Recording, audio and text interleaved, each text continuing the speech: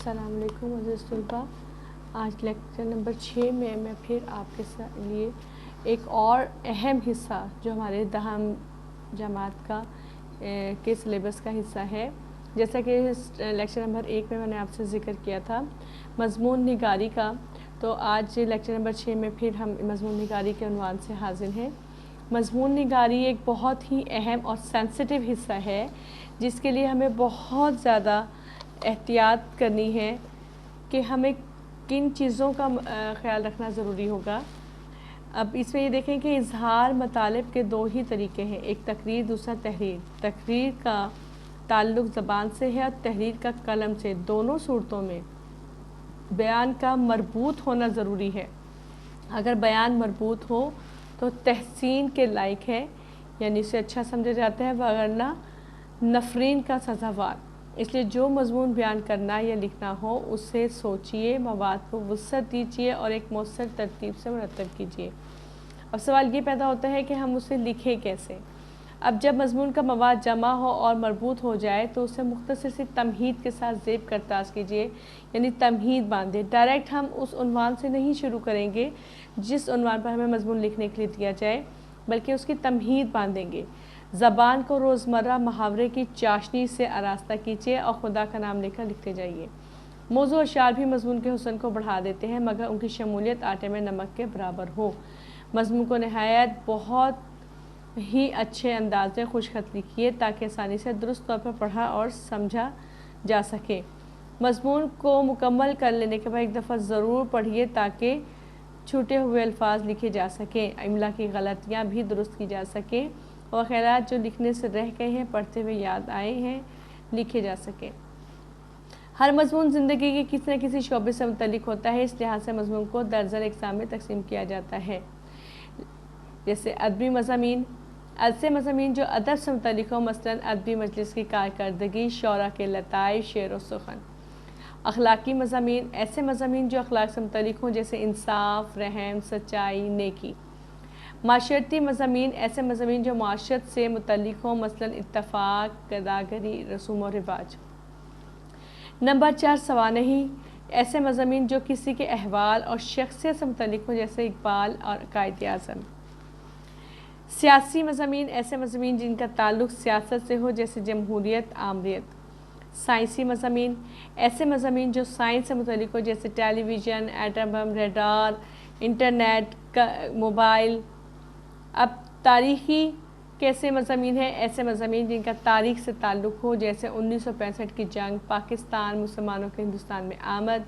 Number 8 جغرافیائی، وہ مضامین جو زمین اور اہل زمین کے حالات سے متعلق ہوں جیسے جاپان کے لوگ، آتفیشیا پہاڑ، سیم تھور.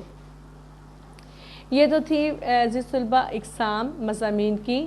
لیکن مضمون کو پڑھنے سے پہلے آپ کو ایک اور بات بتا دوں کہ کسی بھی مضمون کو لکھنے کے لیے 3 بڑے حصے ہیں. نمبر 1 تمہید کے ابتدائیہ، نمبر 2 متن یا نفس مضمون، نمبر 3 اختتام یا رائے آپ کی دعا یا کلمات.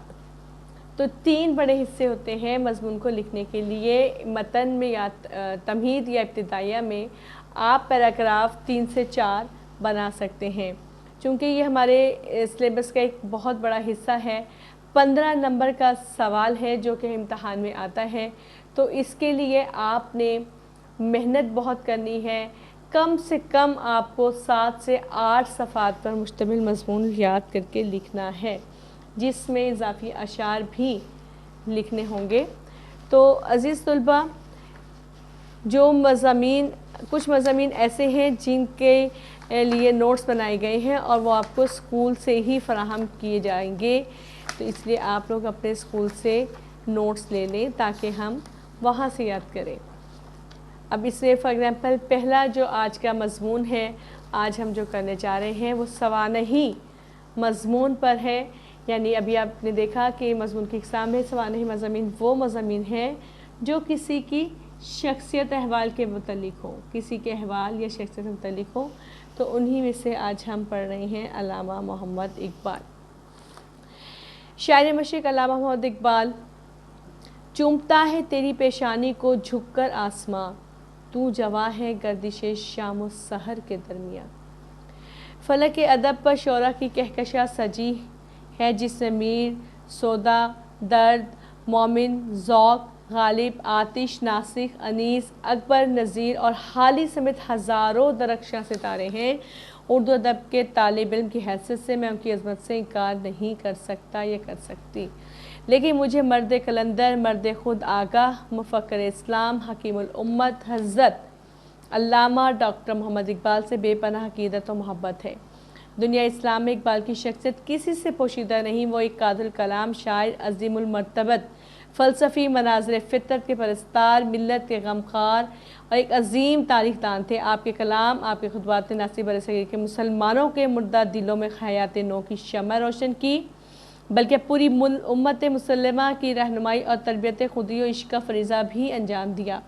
अल्लामा मोहम्मद इकबाल 9 नवंबर 1877 को सियालकोट में पैदा हुए।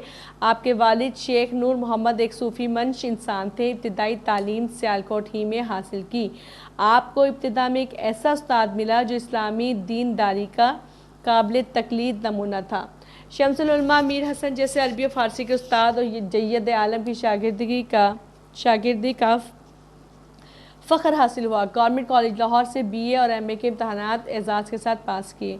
यहाँ आपको प्रोफेसर ऑनर जैसे उस्ताद मैसर आए।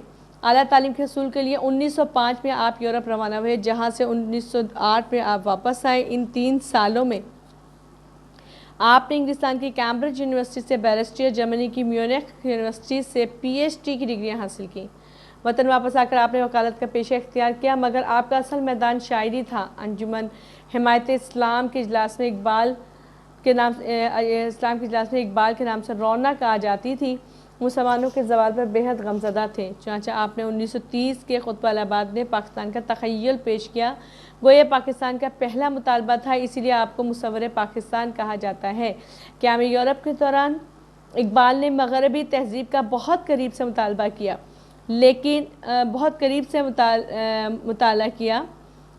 इन्हें फ़रंगी तहज़ीब के खोखलेपन का पता चल गया। वो समझ गए तहज़ीब धोखे के सिवा कुछ नहीं है। अपनी शायरी में उन्होंने अपनी कौम को मगरबी अक़वाम और अहले मगरिब से बचने की तलकीन की। बकौल शायर, उठाना शीशा गरा फ़रंग के एहसान, सफ़ाले हिंद से मीना और जाम पैदा कर। इकबाल को बचपन ही से शेर और शायरी का शौक़ था। उन्होंने अपनी शायरी के ज़रिए वो कारनामा सर अंजाम दिया जो बड़े बड़े रहनुमा तहरीकें चलाकर भी न दे सके। उनकी शायरी ने मुसलमानों में ज़िंदगी की एक नई लहर दौड़ा दी और उनमें आज़ादी और ख़ुदमुख्तारी का बेपनाह जोश और वलवला पैदा कर दिया। उन्होंने मुसलमानों को ख्वाब गफलत से बेदार किया, ग़ुलामी से निजात पाने के लिए मुतहर्रिक किया। इकबाल ने मुसलमानों को यकीन, महकम, अमल पहियम और इत्तेहाद आलम से काम लेकर अज़मत रफ्ता हासिल करने का पैगाम दिया। इकबाल की नज़र में मुसलमानों के लिए इनफरादी राह निजात, इज्तिमाई निशात सानिया की सूरत सिर्फ ये है कि उसवे हसना की पैरवी करें। इस पैरवी का सरचश्मा हुज़ूर सल्लल्लाहु अलैहि वसल्लम से मोहब्बत और अक़ीदत होनी चाहिए। हुज़ूर सल्लल्लाहु अलैहि वसल्लम से मोहब्बत करना एक मुसलमान के ईमान का जुज़ है। अज़रुए फ़रमान नबी सल्लल्लाहु अलैहि वसल्लम, तर्जमा, तुम में से कोई शख्स मोमिन नहीं हो सकता यहाँ तक कि वह अपने वालिदैन, अपनी औलाद और तमाम लोगों से बढ़कर मुझसे मोहब्बत ना करे। अल्लामा इकबाल ख़ुद भी सच्चे आशिक़ के रसूल थे।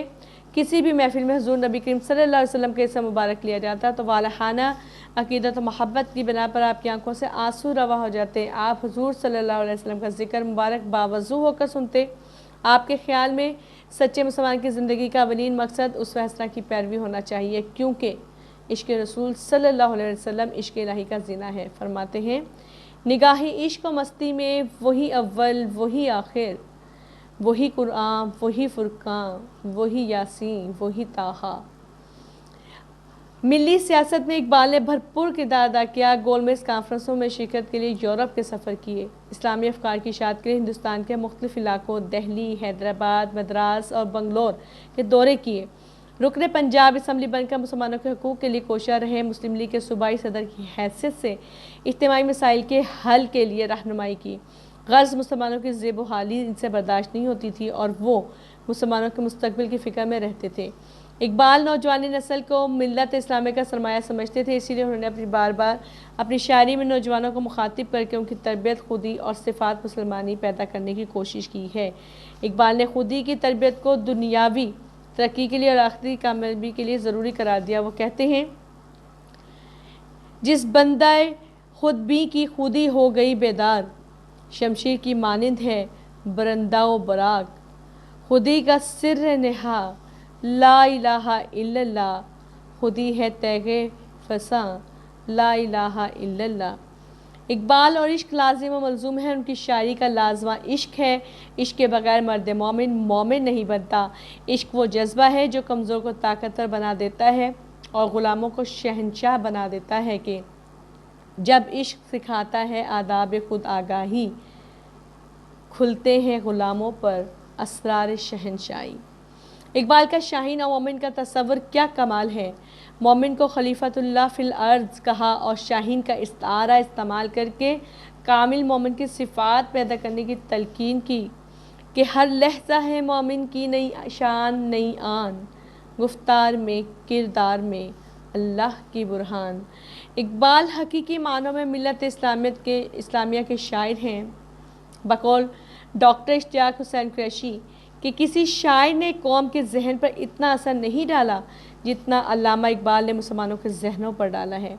इकबाल का कलाम उर्दू और फ़ारसी दोनों ज़बानों में है। उर्दू में है बांगे दरा, बाले जबरील, ज़रब कलीम, अरमगान हिजाज़ी, शेरी मजमूए हैं। फ़ारसी में प्याम मशरिक, ज़बूर अजम, मसनवी, असरार खुदी और रमूज़े बेखुदी शामिल हैं।